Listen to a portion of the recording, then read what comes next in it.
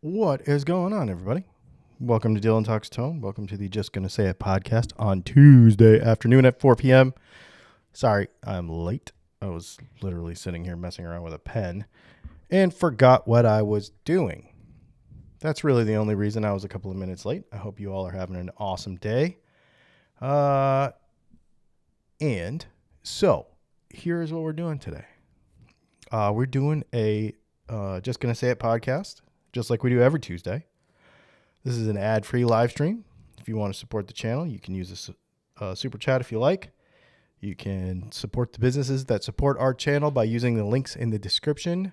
That helps us as well. And of course, you can go to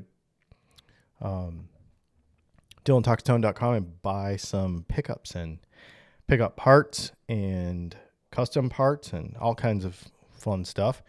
And we also have in the links in the description a bunch of off-topic links as well, which leads me to my next thing. Today, we're going to do a completely off-topic podcast. So basically the way this is going to work is sort of like what we do on Thursday nights, but I never do it on Tuesday. So I thought maybe we would do this. If you have a guitar question, it has to be in a super chat. If you have not a guitar question, ask it. Ask any question you want, and maybe we'll answer it. No religion, no politics. I know that might be difficult for some of you, especially today, but that's the rules. Let's see. Super chat. Ad free is always for me. Thank you so much, Dave. I appreciate that very much. Thank you so much for your super chat, Dave. So basically what we've got going today is it has been absolutely insane around here. We're really busy. We're making a bunch of parts. And I didn't have a whole lot of time this week to prepare much. I mean, it's just been, usually I put a relatively intense amount of thought into the Tuesday podcast. And usually the subjects that come up, I'll do some research on, especially if we're talking about, cost of parts and all that kind of stuff. Usually I do some actual research to make sure we're getting the stuff right. So it's literally going to kind of be a free for all today because, like I said, I just don't have a whole lot. We've been working a bunch on, our wait time is down. So that's really cool. So if you order something, somebody ordered something last night. We shipped it this morning. So, pretty cool. We're kind of working to try to get ahead of the curve on a lot of stuff. But it's taken a lot of work. So we've been really busy because we've been busy. So we've been shipping, 10 or 12 orders a day. I have this huge mailbox. Like I got one of those big mailboxes and it's stuffed full every day. So yeah, it's pretty cool. We can fit like 14 of those white boxes that when you buy pickups from me, those white discreetly packaged boxes, you can get like, maybe 12 of them and then a bunch of padded envelopes with like capacitor kits and stuff. So it's been a busy few days. Do you need any type of special paper or parchment to use a fountain pen? Is my decent quality paper fine? As long as it doesn't soak through. So there's a couple things. This stupid camera. Sorry. So there's a couple things that can happen. Is you can have bleed through, which means the ink bleeds through the paper. You can have show through, which means it shows through on the other side. And you can also have feathering. So when the ink goes in the paper, it kind of like spreads out as it goes in the paper. That's kind of the big one. So that it doesn't look tight, like the line. So as long as the paper is good paper, it's probably fine. It also depends on the size of the nib. It also depends on the flow of the ink. Like if it's a really, really, really flowy ink, it'll do it more. It'll kind of feather into the paper more. So, but quality paper does help. It definitely does help. For sure. I don't have any questions, but if we're not talking about guitars, I'll see y'all later. All right, bye. And we can talk about guitars too. I don't really care. I just don't have anything going today that is of super note, except I will say the one thing I noticed this morning is, did I hear this correctly, that Quincy Jones passed away?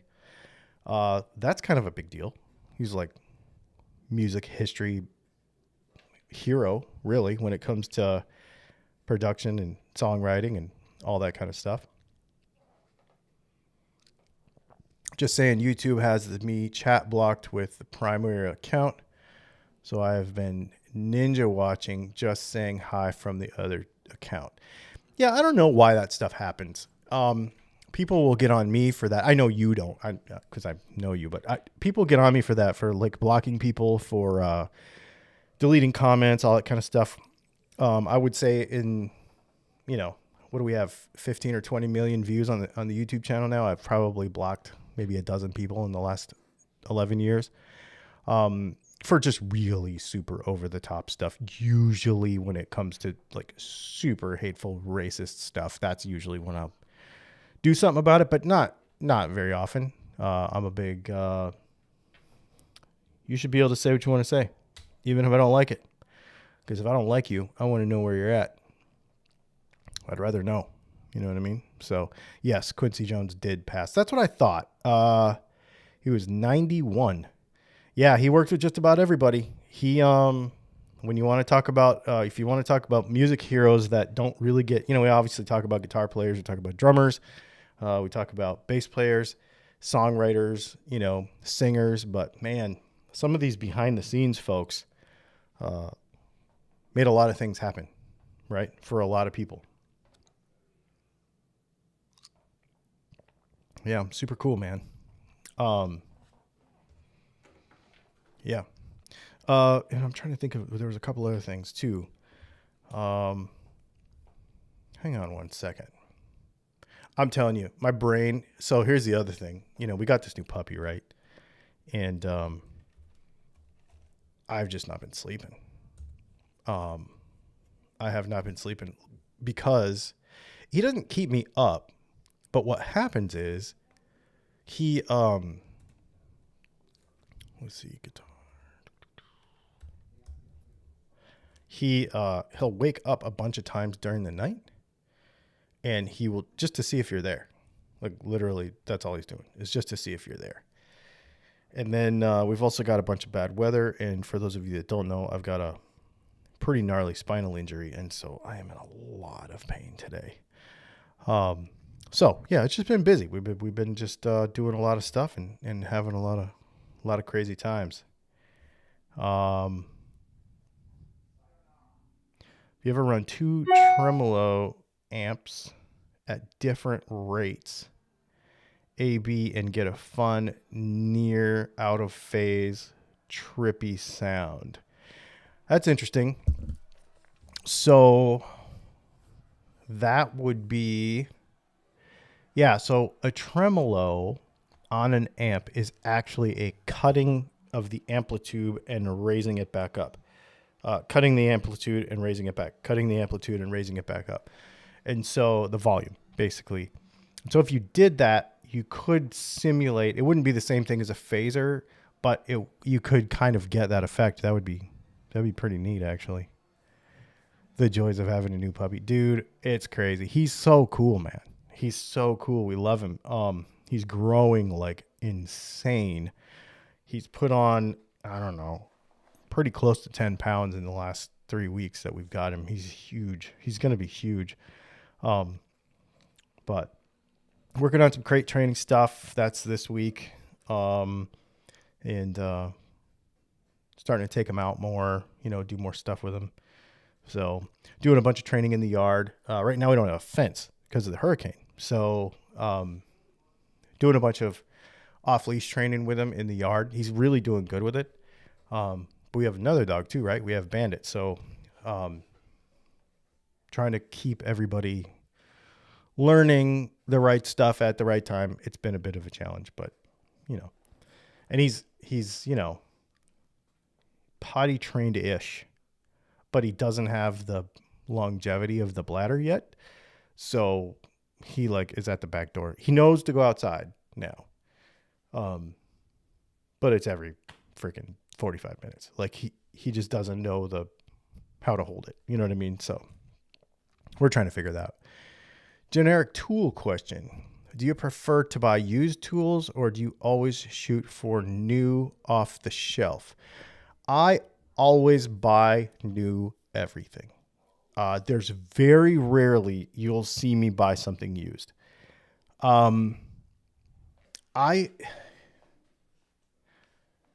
Here's the thing. I like to have control over the things that I can control. So, meaning that especially when it comes to work stuff, because in my process, I want to be able to control what I can control. Now, obviously, there's some stuff you just can't, and that's okay. That's the way it is. However, if I buy a used tool, I want to be able to take it out of the box, put it into service, and never worry about it. And then if I have a problem, I know my own maintenance schedule. I know my own everything. And I usually know why it failed, right? Typically tools, when you buy good tools, now I don't buy cheap stuff either. So when you buy good stuff, buy once, cry once sort of thing, you spend a little more, you get the good thing. Usually, if that tool is going to fail. And if you're honest with yourself and you look back on it, you'll go, oh, yeah, it's been doing that for a while. And I probably should have done A, maintenance, B, whatever, upkeep on it. So I don't have those problems because I'm really anal about my stuff. Everything is clean. Everything is maintained. Everything is, you know what I mean? If I don't have that, if I don't see that, and I don't know where it came from, I'm not going to buy it because I don't have time to dedicate to fixing something when I could have just bought a new one and not worried about it. I like downtime. I like no downtime. So that's really important to me. When it comes to that stuff. Power tools, especially hand tools, I think you definitely need to buy them new because they're usually a wear item, right? Power tools are subject to abuse and mistreatment, and you only know what you know about them. And then shop tools, like things that are in the shop that I depend on, I'll always buy new. I would never buy a used pickup winder. You know what I mean? I would never do that. Now, if you're a hobbyist, for example, if you're a hobbyist and you aren't making a living with this and depending on it to make a living, then I would say buy a used one. Save yourself some money. And then if it's broken or if it needs some repair, then you're actually learning about the thing too, right? I don't need to learn about it. I don't want to learn. I mean, I do want to learn about it and I do learn about it, but I don't want to do it in a situation where if it breaks today, I need to learn about something to fix it so that I can work today. I would rather learn those things not under pressure. So, yeah, you're not going to see me buy used stuff. Now, when I sell things, though, just know that if I have something for sale, and some of you know this because you've bought stuff from me, guitars and whatever, that it's going to be perfect. I don't sell stuff. If it's broke or if it's on its way out or whatever, I won't even sell it. My name means, to me, that's almost like you're a man of your word. So if I sell you this thing and then it breaks in 2 minutes, that's, even if I didn't lie to you, even if I didn't tell you that it was, even if I didn't know, if I didn't know it was going to break in 2 minutes, I still would feel bad. And it would still make me feel like I wasn't a man of my word selling you something that was going to break. So if I sell something to you, it's going to be good. You do not have to worry about it. The oil will have been changed on time. It will be polished. It will be, any imperfections, scratches will be documented. Like I'm that person. So I've always been like that ever since I was very, very young. I've always been super, super, super into maintaining my stuff. All my stuff looks brand new. All my tools look brand new. Yeah, I really care about that. They're all clean when they're done. Like, my tools aren't dirty. I mean, that's a thing. I care about it a lot. But hand tools, he piped in there and said hand tools. So hand tools, especially, they're wear items. So files, screwdrivers, stuff like that. Yeah, I want new ones because then I can warranty them correctly. Because, for example, hand tools, I only buy stuff with lifetime warranties on them. You know, I've had the same set of Snap-on screwdrivers for, almost 30 years, I think. Like, I've had them a long time. I've got Snap-on screwdrivers from before they had rubber and plastic, but when they were just the hard plastic. When we do tremolo videos, you'll see me use the long Phillips Snap-on screwdriver. I've had that for ever. I think I've had the tip on it replaced, because they'll replace the blade on it. I think I've had that replaced once. I've had a Snap-on ratchet that I broke a tooth on it, and that was my fault. I've split a couple of SK sockets over time. I used to use SK sockets. I don't anymore. But other than that, I really care about that stuff. Let's see.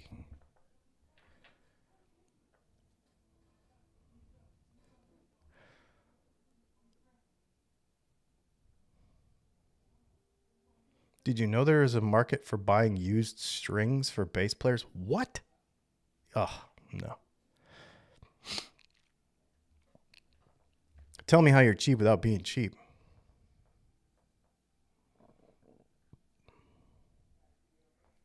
Same if I sell a Pew Pew. I won't if it's crap. Yeah, dude, for real. Like, everything is, it just has to be right. To me, okay, I guess what it is for me is I use everything. I do not have stuff that I don't, for the most part. I have stuff that I don't have stuff that I don't use. So, I've got a Scottish Claymore over here that it's like a 50-inch sword. Okay, I don't use that really. Because that's actually a display piece. It is battle sharpened, but it is a display piece. I have a tomahawk that I don't use. But everything else, all my guitars, all my knives, all my firearms, all my everything, all get used. And if they don't get used, they get sold. So if everything gets used, then everything needs to be in tip-top working condition so that I can just pick it up at any time and go use it. I don't have broken stuff. I do not have broken stuff. It's not the way it is around here. To me, if you're going to pick something up and go use it, it shouldn't be broken. It should be ready. So I don't know. It's just kind of a thing. Used bass strings. That's pretty funny.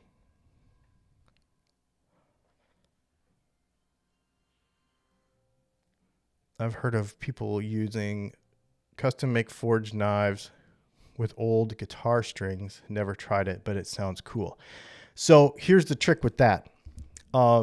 Anytime you work harden a steel, it becomes weaker over time, or it can, depending on, there's probably a metallurgist out here that'll know more about this than I can explain in these next few minutes. But basically, it depends on how the steel is made, right? It also depends on if the steel was heat treated. It also depends on if the steel was heat treated before or after it was worked, because you can do it both ways. And then when you stretch steel and put it back together, and stretch steel and put it back together, because of the way steel is, it will become more inconsistent. So then if you make a knife out of it into some kind of Damascus, it looks great. But then when you heat treat that after it's been work hardened all those other times, I don't know. I wouldn't pay a lot of money for that. You know, it would look cool, but I wouldn't pay a lot of money for it.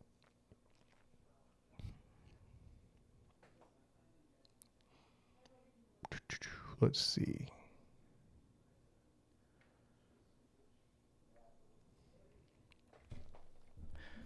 Looks like people are talking about ways to make use of string parts.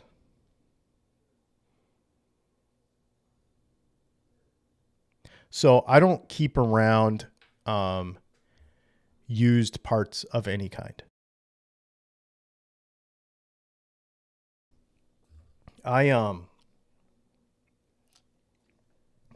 don't keep used parts around of any kind. You've probably seen it in videos. People will get mad at me. What do you could have given those pickups to a poor kid? No. Why give away something that sucks? It's going in the trash. It just doesn't make sense to me. Why do that? So, and I'm not a hoarder, right? I'm a collector for sure, but I'm not a hoarder. If something doesn't work, it goes in the trash. Like, I'm not a person who's going to keep a bunch of pieces of wood laying around the shop until I'm going to use them. Maybe never. I'm never going to do that with used pickup covers. I'm never going to do that with used pickups out of guitar builds. None of that stuff. It all goes in the trash. I just can't. It just doesn't make sense to me to save stuff that isn't worth saving. Now, sometimes I will. Obviously, if it's a vintage piece, like I've got some vintage pickups that have come out of some stuff. I've got some old T-tops and I've got some other stuff, and those might not work. Those might need to be rewound, but I know that those are kind of worth some money, whether they work or not. So I kind of keep that stuff around. So if it's, sort of a collectible thing, maybe I will, but typically I'm not going to be one to just hoard stuff or have it around,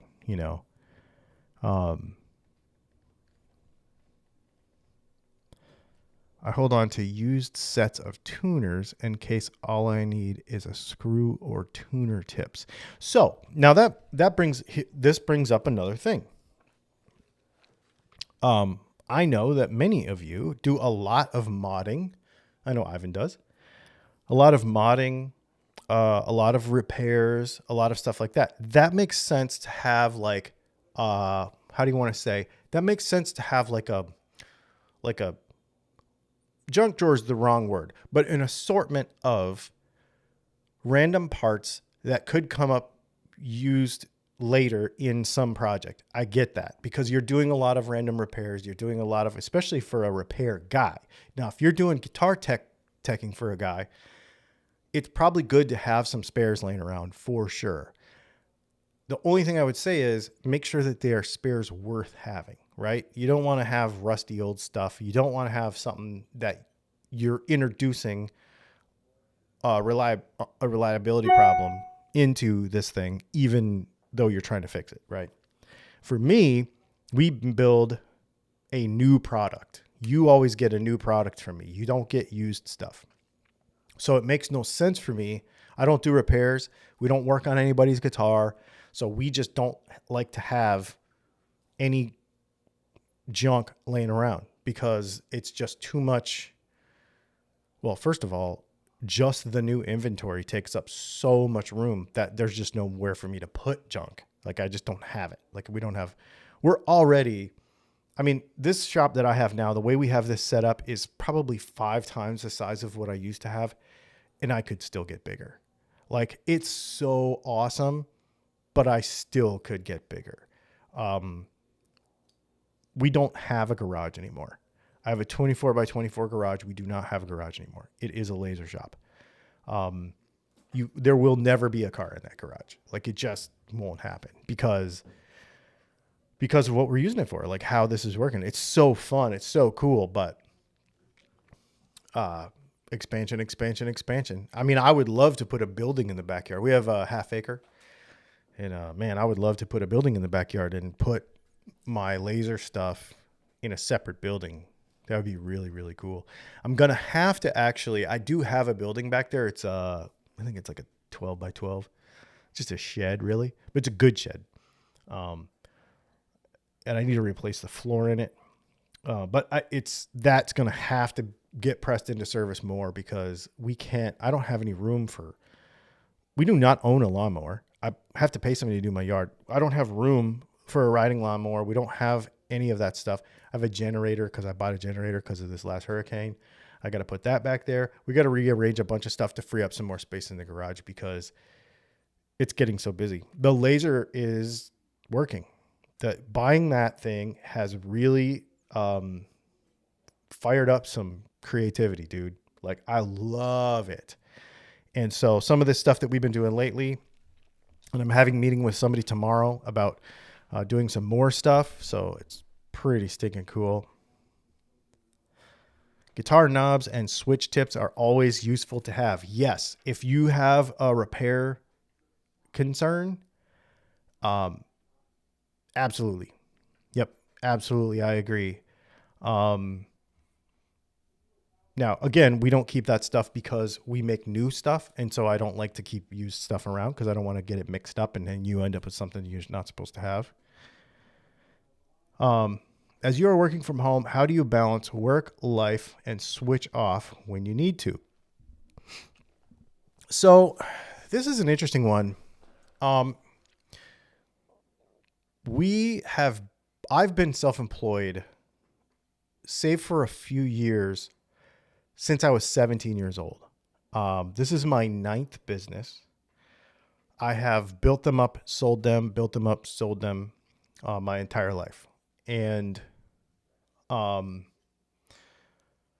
of them I guess I didn't sell all of them, but most of them. So I've been working for myself for a long time. And my wife works for a software company, but she works from home too. So she has an office. And we also, for those of you that are super true OGs, you remember she used to sell makeup. And that was a 24/7 deal. And that was super lucrative. It did really well. But then it didn't, and we just gave it up. But so it's something that we've always had to keep balanced. And what I would say is I don't go in the office after hours. That's not to say that I won't work. If you text me, on the little chat thing on the website, if you chat me tonight at 8:00 and say, hey, I'm about to buy a set of pickups, but I need to know what cap to add to the order, I'll pop in there and tell you. I will not be like, hey, what's up, and chat for a half an hour. I won't do that because that's, to me, it's like, but I want you to have what you need. So we'll do that. But for the most part, man, after she works from 7 to 4 Eastern time. So I try to work from 7 to 4 Eastern time, basically, in the shop. That's basically what I do. But my schedule is not always making pickups, right? My schedule is a lot of times it's this. We do this at 4:00 on Tuesday. And then of course, my health is super iffy, right? So, a lot of you may not know this, but I have a really severe spinal injury. And so depending on the weather and depending on workload and depending on other things that we've got going in life, there's many things that could affect it. When I can do things, I can only do them for a few minutes at a time. So I kind of have to just work, and work is the wrong word, really. Like, I just have to actually function through life when I can. And so I try to keep it within the bounds of hours, but sometimes, I've been in there at 2 a.m. because I couldn't sleep, and then I sleep all the next day, just because of pain. Right now I'm in enough pain I can barely keep my eyes open. So it's a thing, and so it's all right here and right here. So, it's a thing. So the work-life balance part really just comes in also with what the rest of the family is doing, because I do not prioritize work over family ever. So if Leslie's like, I'm taking a long lunch today, I'm taking a long lunch with Leslie. If Brianna's like, I want to go to lunch today, I'm going to lunch. I'm going to do it, which means I'm going to work late that day, or I'm going to get up earlier, or I'm going to do whatever. But I'm always going to prioritize my family over work 100% of the time. It's just super important. So Chris from Highline. Oh my God, we almost have identical backstories. We should compare. I have a Fusion from T3 to T8. I have two 8-inch rods from T4 to T7. T5 and T6 are synthetic vertebrae, and I have 8 5-inch screws from T3 to T8. And so, yeah, basically, if I didn't have that titanium in there, I would just fall over. I would just break in half because I was broken in half. I had 28 degrees of deviation at 5 and 6. Yeah, it wasn't good. They gave me a 3% chance to walk. I was operated on for 8 hours at the Barrow Neurological Institute in Phoenix. Dr. Nicholas Theodore put me back together. He's actually the head of neurology at Johns Hopkins now. And I hurt every day. We don't talk about this very often, and because I'm not a complainer. I don't complain about it, and I don't expect anything out of it. But I hurt every day. It's just a matter of how much. Yeah. So, yeah, it's been a long few years.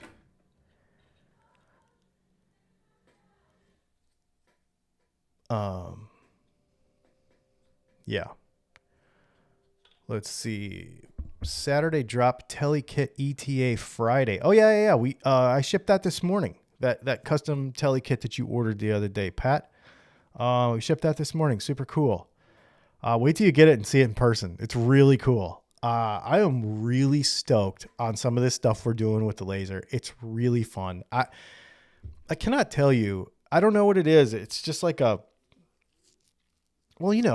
you do anything enough times over and over and over, right? Even if you really love it, if you can inject some creativity into it, or if you can inject a little like, hey, this is kind of new into anything, even if you really love it, it's so fun. And it has really, really made me awesome. Feel awesome. Let's see. Yikes, that sounds excruciating. It is. Absolutely.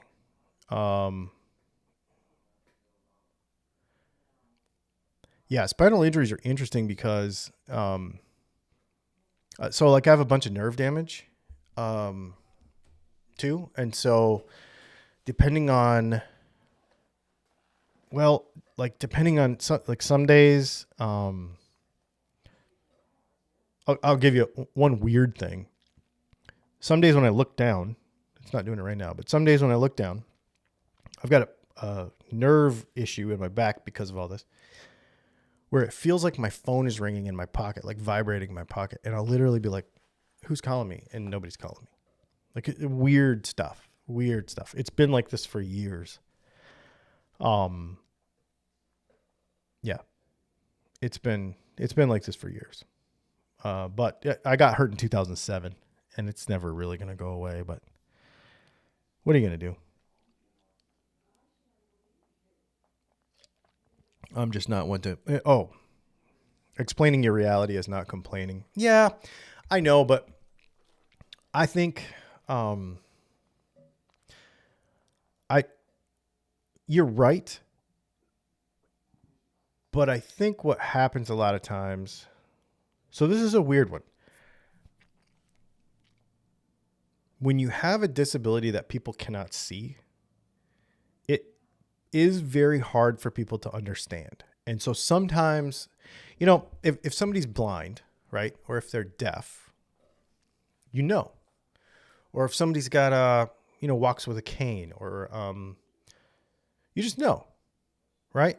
And what can happen in those situations is you can have almost too much. Like I have friends who, for example, walk with a cane, and I'll be like, hey, let me get that for you. No, I want to do it, because they don't want to be robbed of their personal agency because they're disabled, right?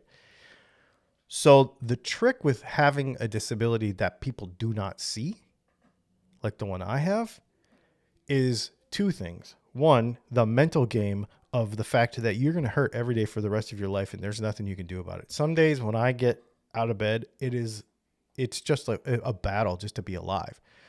And then the second thing is people expecting so much of you and me expecting so much of myself because they don't understand the disability. It's a tough thing. It's a really tough thing. It's more mental, actually. The pain is always there, right? The pain's just going to be there all the time.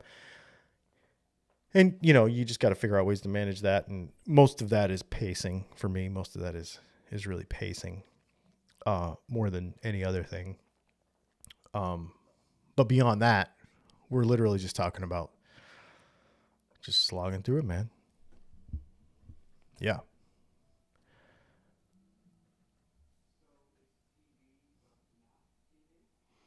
Let's see. All injuries are bad. Your work-life balance is very similar to you and your wife's situation. Yeah, I love that we both work from home. And Brianna, like she's here right now. She works. She manages a restaurant and a bar, and so she's home. She works evenings, like 4 nights a week or 5 nights a week or whatever. And so she's around a lot too. So and then my son and daughter-in-law live about an hour away. So everybody's around. It's kind of fun. It's super fun. And the idea, when we bought this house, besides having a better shop and being able to support the business, we also knew that we wanted to kind of make this house like, the center of the world for the family. So it's really turned into that. It's been super fun. And of course, now we're going to have a grandson in March. So that's even going to add to it some more. So it's going to be super fun. Super excited about it. It's just going to be one thing after another. Let's see. Just trying to see if I'm missing anything here. Seeing if I'm missing any questions in here. There might be some people who get frustrated or don't like the fact that we do podcasts like this from time to time. But I think it's really important. I was talking to somebody about this the other day. I think it's really important that when you build a business in 2024, the products that we make are, to me, to you, when you put them in your guitar, you want them to work and you want them to be awesome. But to me, it's a foregone conclusion that they're awesome. Otherwise, I wouldn't sell them. Right? So my P90s are the best P90s in the world. End of story. And I know that, and I put the work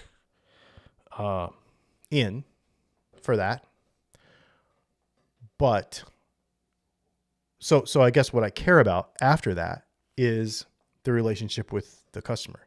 Because anybody who makes a good product is going to be a person who makes a good product. I'm not the only one that makes good pickups. There's tons of people that make great pickups.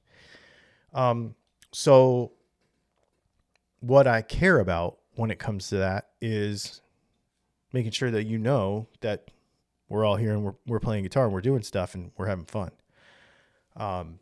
And so taking the time to do some of these have these kind of conversations that are a little looser, that don't have, that are not super over technical and, talking about capacitor types and stuff all the time.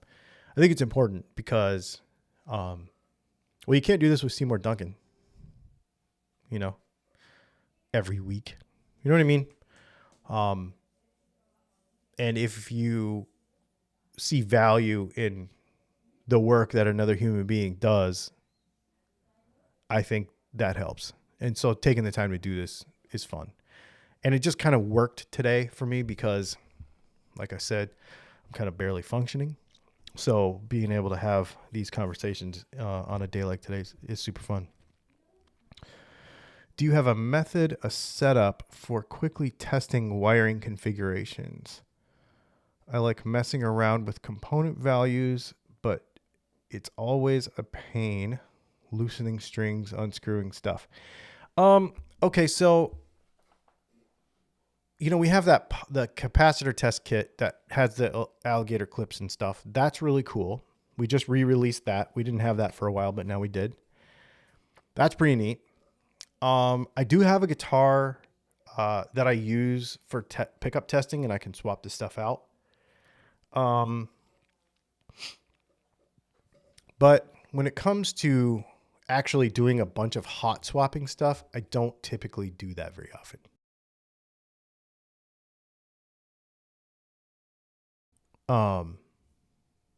Yeah, I don't typically do that very often.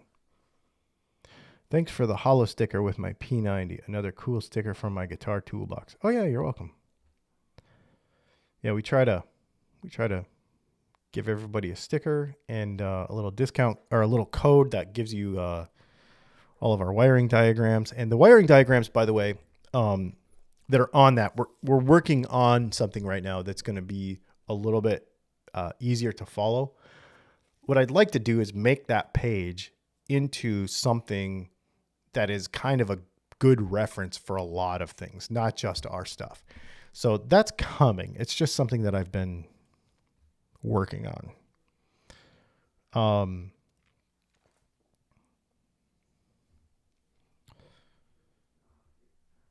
I've been curious about the difference between the Mike McCready pickups and the run-of-the-mill MIM pickups on a Mexican Strat.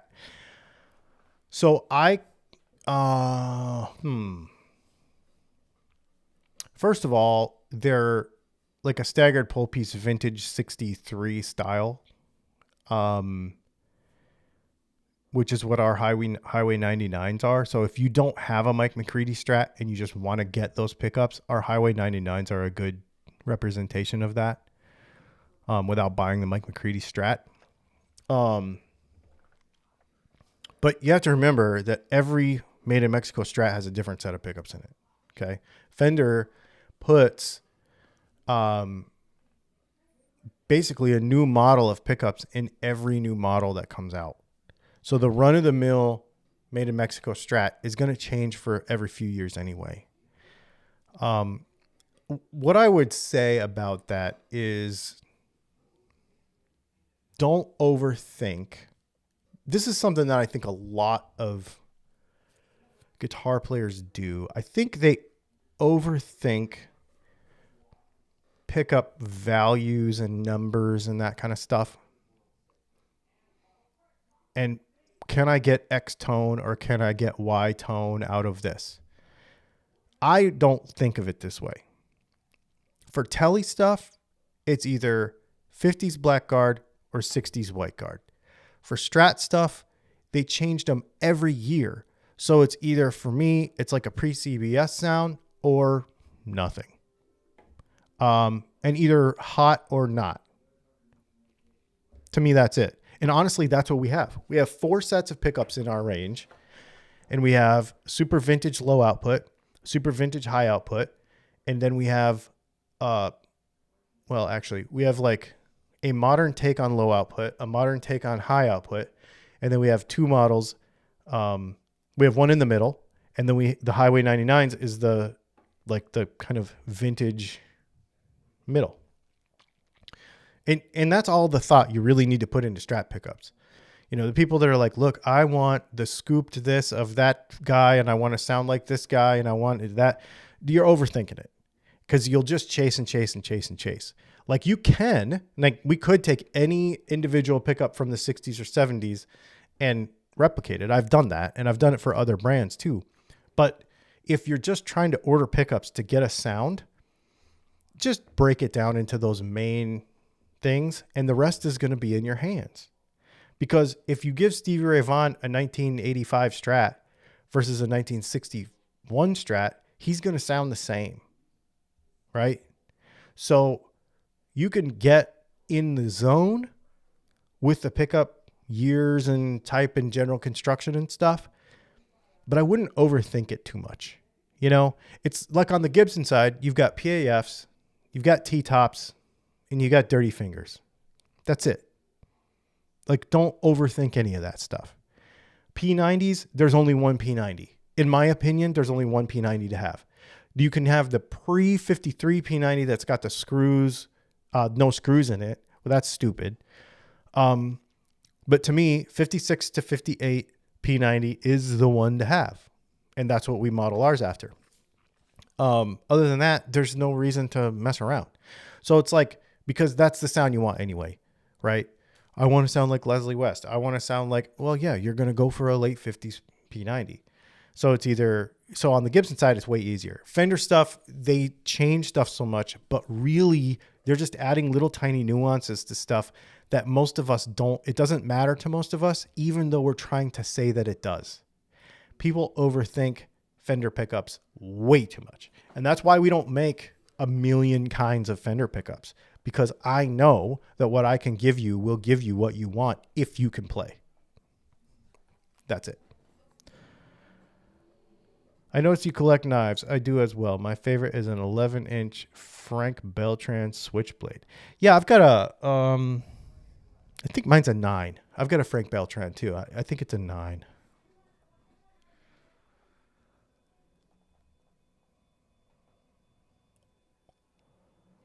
What's the material on the wall behind you? I think it's cool. Oh, it's actually ABS panels from Amazon. I think you put this like sticky stuff on the wall and then you stick it on, and it's like an acoustic panel, but it's ABS.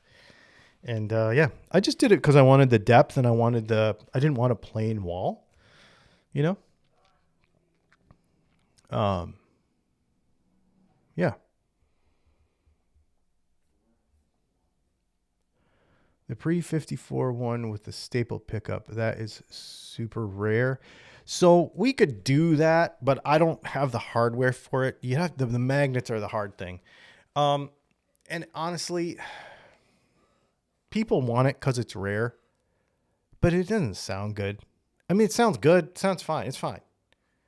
But what you really want is a 56 to 58 Les Paul Jr. pickup. That's really what you want. I mean, that's where, if you say, I like a sound of a P90, that's where it came from, you know, and people want that staple pickup because it's rare and it's cool. And if I made them, I would sell them to people that thought they were cool, but it wouldn't be because it's the best sounding P90 ever made, because it's not, but they're just rare and cool. If they were the best sounding P90 ever made, guess what? They wouldn't have stopped making them. But it is a very cool looking design. Yeah. And they are a completely different design for sure. Yeah. I always say that I enjoy the chats more than the rest of the content. It makes me feel more part of the community, and that we're all friends instead of regular parasocial relationship. You know what? That's what I think too. And I think that guitar groups and groups on Facebook and forums and stuff are all a bunch of, it sucks. I think they suck. I'm not in any of them anymore. I used to be in tons of them. I'm not in any of them anymore. I do not frequent like guitar Facebook groups or any of those forums or any of that stuff. I don't anymore because they're not productive. And I don't think they, for the most part, people are there to argue to be right instead of find ways to be creative. And I know that my channel for a long time was so technical that a lot of my time would be spent either explaining why I knew something was correct, because this science is not that hard. It's very basic. If you have a basic understanding of electronics, guitars are easy. And I have more than a basic. This is another thing I don't talk about very often, but I actually have a real education in this. This is not something I learned on YouTube. I went to school for this. I've been doing this ever since I was a teenager. This is my profession. Like, this is not something I learned on YouTube. So, this stuff's not that hard. but people want to argue about it because of the religious side of playing guitar. Because they have a guitar, it means a lot to them, so they want to be right about why it sounds the way it does. And most of the time they're not, because the science is super simple and it's not that big a deal. It just isn't. And people overthink it. So instead of spending so much time on that anymore, having these conversations and being like, just be cool. Like, let's just make some cool stuff. What was that? I don't know what that was. Something fell down somewhere. Yeah. And I'm not saying that I'm against social media or anything. Because, I have to, I make my entire living on social media. What was that noise? Me and the dogs are asleep. Something fell down. I don't know. Whatever. Obviously, it wasn't important. Nothing's burning and I can't smell anything. So, whatever.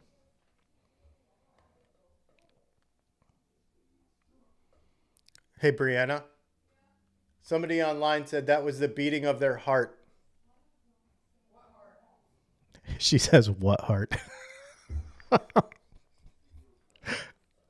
only did it once. That was a good one, Cameron. That was a good one, Cameron. Anyway, inside joke. We are gatekeepers in this community, or whatever the opposite of gatekeeping is in English. There is a lot of that. And I think, I say it all the time. You've heard me say it many, many times that, if this is a smartphone, then guitars are the dumbest thing, because they are a very, very simple circuit. Very simple.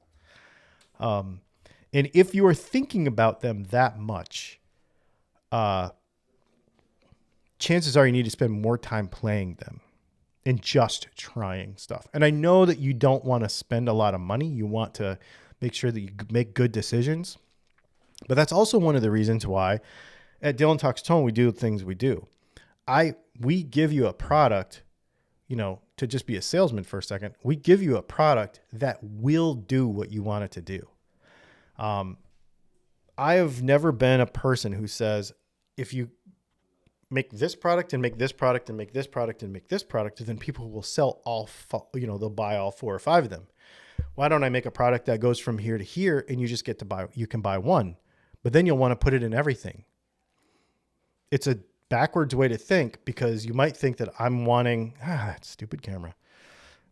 It recognizes signs and gestures, and I screw it up.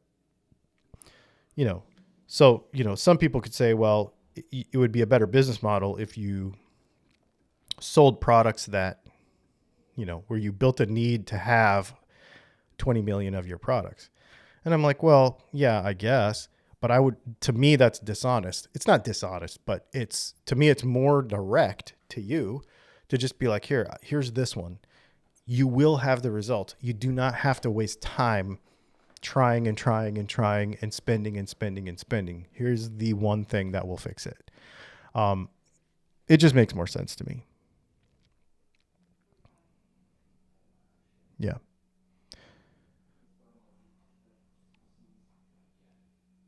What was the topic again? I don't know. We went all over the place. Super fun, though. This was a great conversation, you guys. I have places to be and things to do this evening, so I try to keep these to an hour. Thank you so much for hanging out. We will probably see you on Thursday for our live stream. Leslie is in Las Vegas at a speaking engagement. She even sent me a picture. Her name is on the marquee. Kind of weird. But she will be doing that, so it'll probably just be me on Thursday too. But anyway, you guys are awesome. Thanks for hanging out, and we'll see you in the next video.